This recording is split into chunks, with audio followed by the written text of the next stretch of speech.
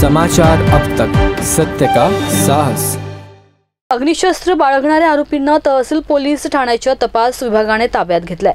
मात्र एक आरोपी पळून जाण्यात यशस्वी झालाय। पोलीस त्याची चौकशी करत आहेत।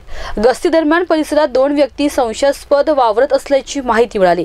त्या आधारे तपास विभागाने कारवाई केली। 2 आरोपींपैकी एक आरोपी गणेश विश्वनाथ तलवारे याला पोलिसांनी ताब्यात घेतलं असून त्याच्या जवळ एक देशी बनावटीचे पिस्तूल व 2 जिवंत कारतुसे आढळून आली आहेत। आरोपीची कसून चौकशी केली असता त्याने देशी बनावट पिस्तूल पळून गेलेल्या आरोपीची असल्याचे कबूल केले। आरोपी गणेशवर आर्म्स ऍक्ट अंतर्गत गुन्हा दाखल करण्यात आला असून पोलीस पुढील कारवाई करत आहेत। या व्यतिरिक्त अधिक माहिती देत आहेत तहसील पोलीस स्टेशनचे पीआय पवार। ऐकूयात।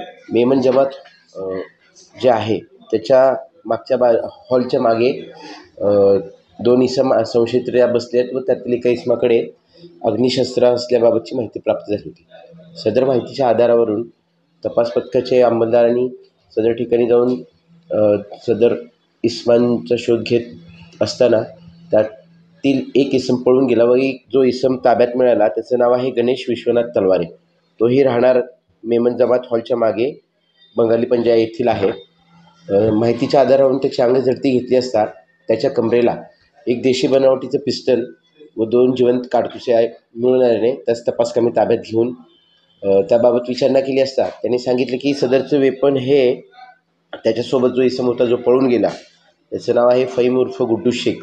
तोही राहणार बंगाली पंजा घोड्याच्या तबेल्याजवळ नागपूर असं त्याचा पत्ता आहे।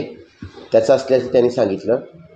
सदर कार्यवाहीवरून तहसील पोलीस स्टेशन येथे CR नंबर 124/2024 आर्म ॲक्ट 325 प्रमाणे गुन्हा दाखल करण्यात आलेला आहे व आरोपीला अटक करण्यात आलेली आहे। सदर गुन्ह्यात तपासकामी आरोपीला अटक करण्यात आलेली आहे।